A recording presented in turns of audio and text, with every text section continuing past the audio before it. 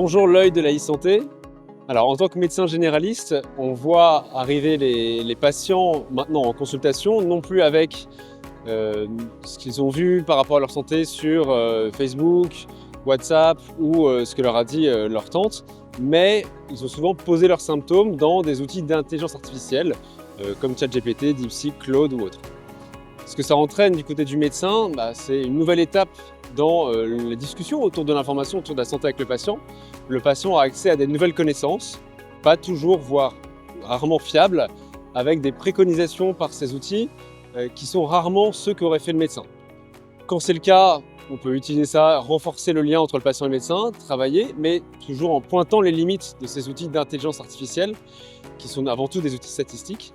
Le vrai problème, c'est quand on a une discordance entre ce qu'a dit l'outil et ce que dit le médecin ou ce que ressent le médecin. Et donc là, il y a tout un travail de désamorçage qui vient peut-être déjà bien en amont de la consultation en expliquant les limites de ces outils aux patients. Mais on part avant tout et on capitalise sur la relation de confiance entre un médecin qui est là tout au long de la vie du patient, qui suit peut-être sa famille, qui suit d'autres personnes de la communauté, du quartier, et avec qui le patient peut avoir un lien de confiance, une relation de personne à personne, ce qui est aujourd'hui pas le cas avec un outil d'intelligence artificielle.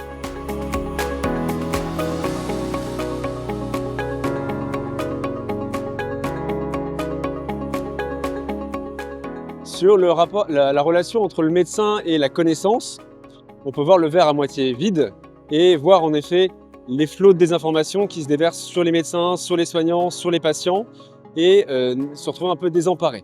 On peut aussi, en utilisant des outils sécurisés, de confiance, accéder beaucoup plus vite et beaucoup mieux à l'information et l'avoir en consultation au bon moment avec pertinence. C'est des outils d'IA qui vont permettre de faire une synthèse, une revue presque de la littérature sur un sujet précis avec l'accord du patient sans envoyer de données.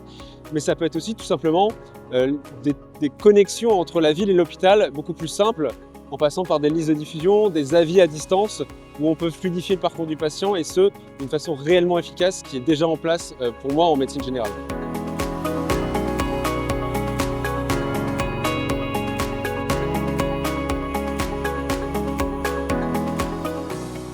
Alors, si jamais vous me donnez la casquette de ministre de la Santé demain, déjà, je fais une croix sur mon sommeil, premièrement. Ensuite, en tant que ministre de la Santé, en tant qu'intégré dans un gouvernement, la première chose, c'est de se former, non pas à utiliser l'IA, mais à ce que c'est que l'IA à l'échelle du coup nationale, et de comprendre les limites de ce qui est aujourd'hui avant tout un outil. On nous parle de choses qui vont révolutionner tous les secteurs. Ce sont des outils qui ont des failles, qui présentent des faiblesses, qui présentent des biais évidents dans ce qu'ils utilisent. Et la première chose quand on travaille sur ces outils, c'est d'en être conscient.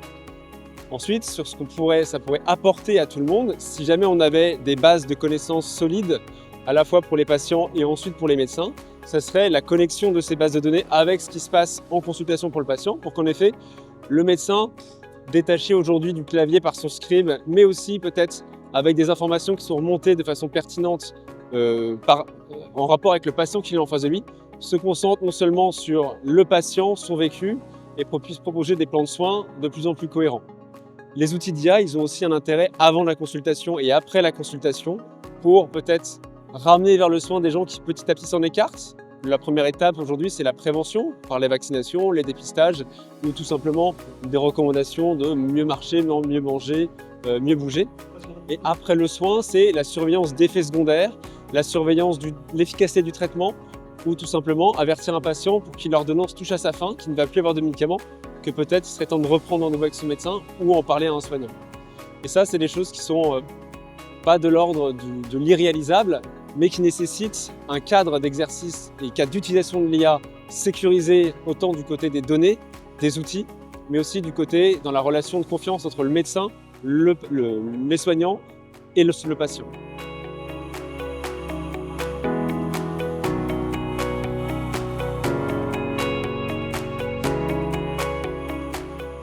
On ne peut pas parler aujourd'hui de ces outils d'intelligence artificielle sans parler de nouvelles vulnérabilités qui se créent.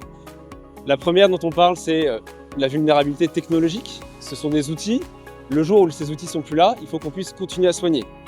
L'avantage du système de santé, c'est qu'il est en crise depuis 50 ans, donc il a l'habitude de travailler en mode dégradé et que les outils aujourd'hui apportent un plus pour le soin Un médecin aujourd'hui peut quand même travailler avec juste un stylo tant qu'il a un patient en face de lui. L'autre vulnérabilité dont on n'a pas énormément parlé mais qui est absolument cruciale, c'est la vulnérabilité écologique. Ces outils consomment énormément en termes d'eau, d'énergie, de composants, de matières rares. Et il faut du coup aborder cette révolution, ce changement de nos pratiques, ces infrastructures, avec une certaine sobriété, à la fois pour être moins consommé, mais aussi être résilient sur le long terme. Et cette résilience, cette sécurité, elle doit avant tout aussi inclure, dès que possible, les plus précaires, ceux qui sont loin à la fois du numérique, du technologique, mais aussi tout simplement loin du soin ou défavorisés socialement. Parce que le jour où il y a une attaque informatique, le jour où il y a un outil qui tombe en panne, c'est les plus touchés. Et ils ne sont pas touchés sur une forme d'administration, ils ne sont pas touchés dans leur travail, mais vraiment dans leur quotidien, dans leur capacité d'accéder à une alimentation, à un toit et donc à vivre.